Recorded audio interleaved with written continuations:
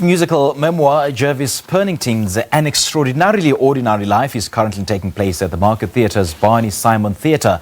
Performed by Jervis himself, audiences get to see him singing and dancing on stage for the first time since the early 80s.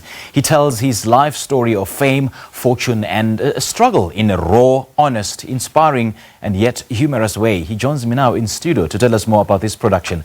Jervis, a very good morning and welcome. Thank you so much.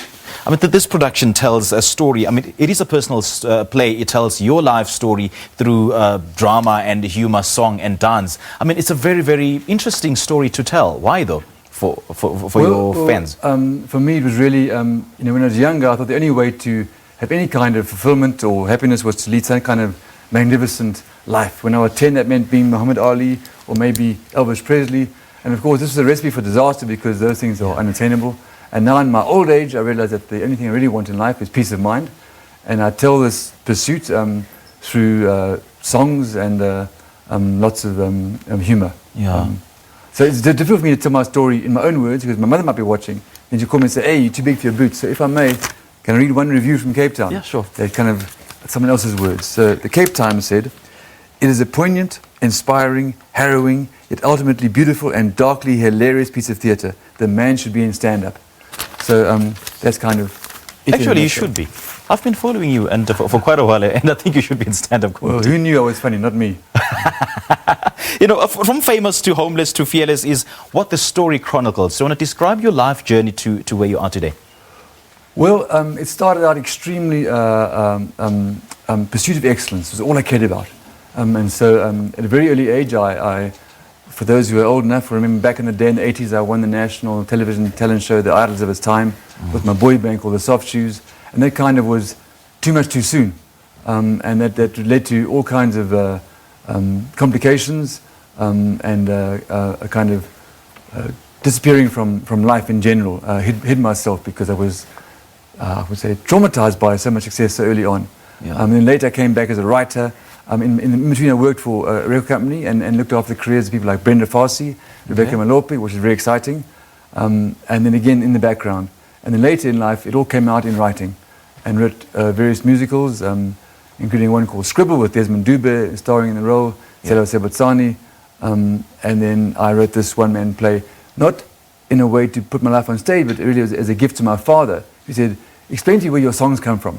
Yeah. So I said, I don't know. He said, well, think about it. So I looked at my songs and realized they all come from somewhere, from my own life personally. Sure. Before I knew it, I had a little one-man show, and that's what I'm doing right now in my later years. You know, Jervis, it's safe to say that this is a feel-good production. It's very funny. It's filled with drama and all humor possible. Yes. So how do you want the audience to feel after watching this?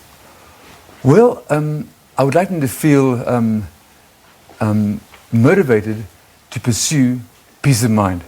Okay. This is the recipe for a great life, where you accept the highs and the lows as part of your makeup.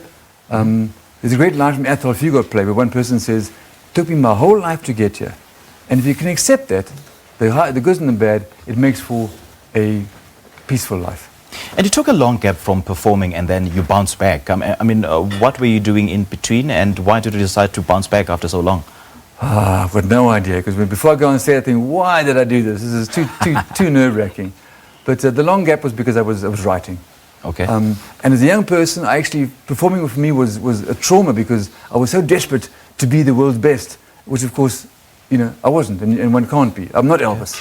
But now, in my later years, I'm totally accepting of what I've got, and I can perform it as a gift. You can like it, not like it, put it in the trash can, doesn't matter. But beforehand, it was like, please tell me I'm brilliant. But now, it's not about that. It's about actually giving what I've got, which is a gift, to share with people. Whether they like it or not, it doesn't really matter. Don't mind. I would like to see your work. I mean, you've been writing for the past few months. I would like to see your writings. I'm not sure.